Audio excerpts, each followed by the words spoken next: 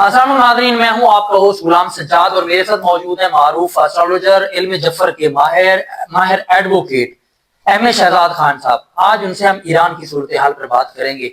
नाज़रीन, थोड़ा सा मैं एक लंबी गुफ्तगू करना चाहूँगा, बहुत लंबी नहीं होगी।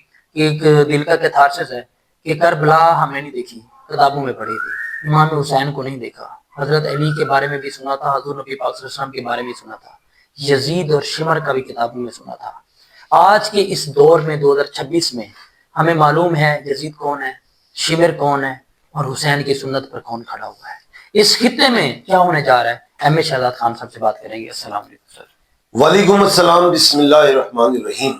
इन्नल्लाह यअमुरु बिल अदली वल ihsan। बेशक अल्लाह हुक्म देता है इंसाफ करने का और एहसान करने का।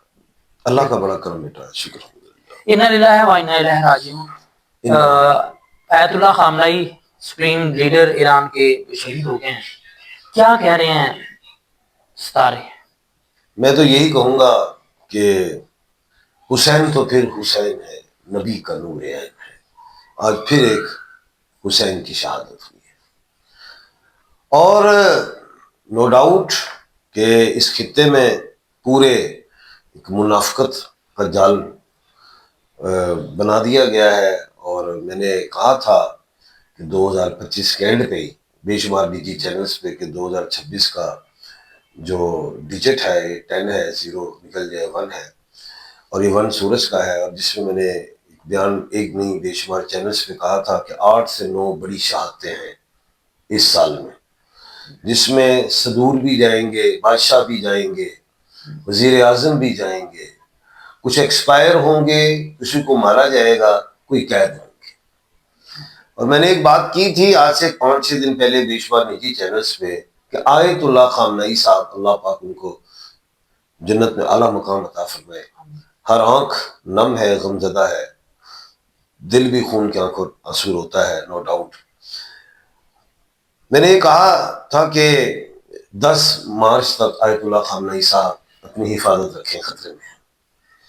मुझे खुशी नहीं है कि मेरी पेशन गोई पूरी हो गई, लेकिन अभी भी कहता हूं कि 10 मार्च तक और भी शहादतें हो सकती और बड़ी होंगी, छोटी नहीं। ये क्यों 10 कहता हूं, कहता क्यों, वजह क्या है? कहा था 17 फरवरी को सूरज ग्रहण, जिसने बहुत ज्यादा नुकसान देने हैं और जो इब्राहिम लंकन और भी ऊपर जे8 पता नहीं कौन आ रहे हैं, वो सब आ रहे हैं।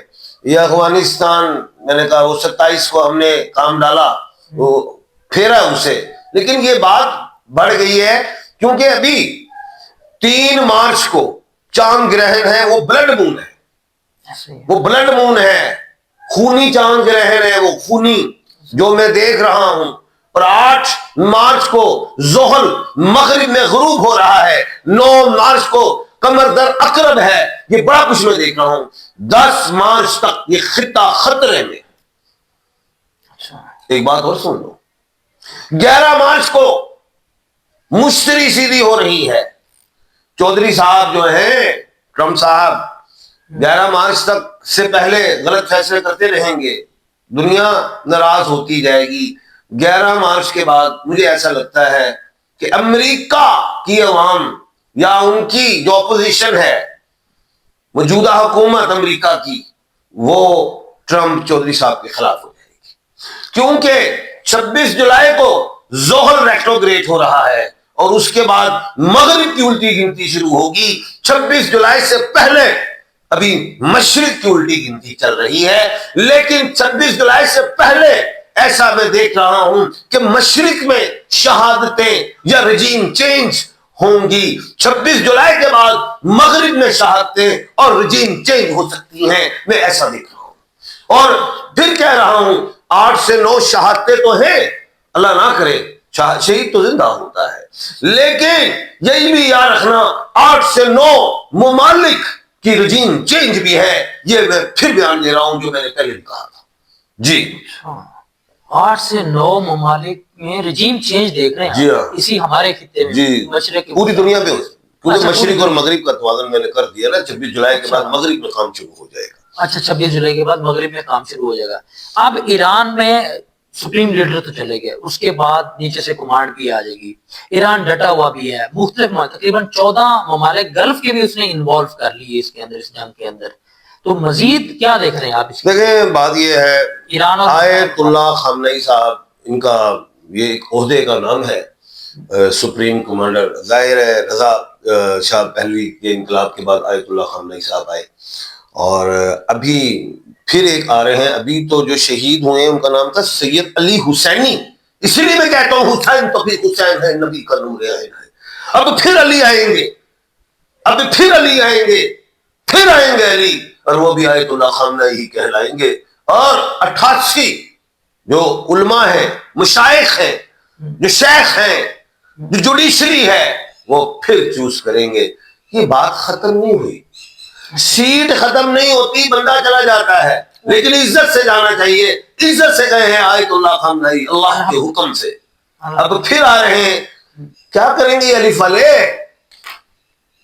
الف والے, الف والے ممالک کون ہے الف سے؟ امریکہ, اور وہ دوسری طرف دوسرا الف, پھر تیسرا یہ انڈیا, یہ چوتھا یہ افغانستان, یہ الف والے. پتہ ہے الف کے ساتھ کچھ جڑے گا تو ہوتا ہے, نہیں تو خالی رہتا ہے.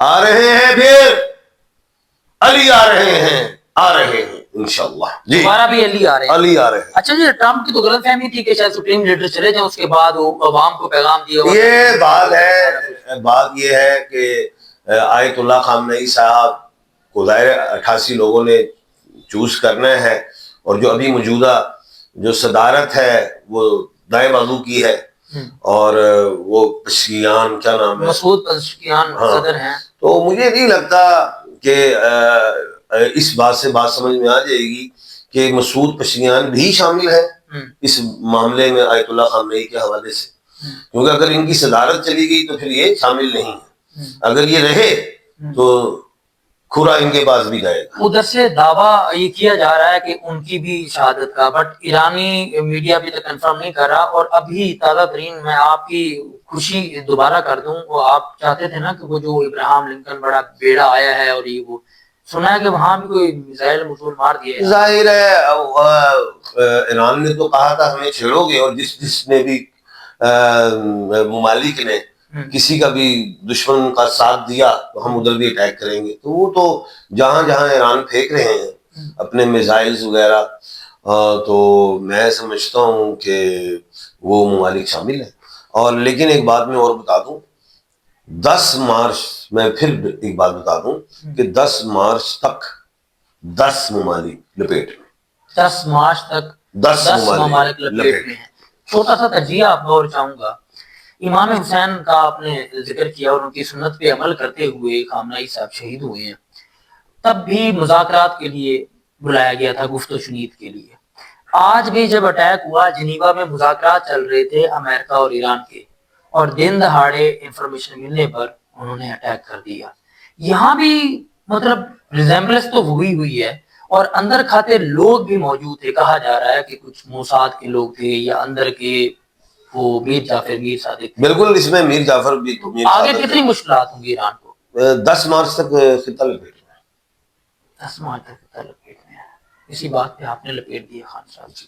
بہت شکریہ ناظرین, آپ نے خان صاحب کی باتیں سنی اس خطے کو لے کر, اور انہوں نے ایک مرتبہ پھر پیشین گوئی کی ہے کہ 10 مارچ تک یہ خطہ جو ہے نا جنگ کی اور خطرات کی لپیٹ میں ہے, بلکہ رجیم چینج ہوگی, لوگ اور مزید شہید ہوں گے. اور سر اللہ تعالیٰ اچھا اور خیر کا وقت لائے, یہی دعا ہے. اگر آپ کو خان صاحب سے کوئی مشورہ کرنا ہو, ذائچہ بنوانا ہو, یا کوئی بھی بات ڈسکس کرنی ہے, تو ان کا نمبر آپ کو اسکرین پر نظر آ رہا ہے, آپ ان سے براہ راست رابطہ کر سکتے ہیں.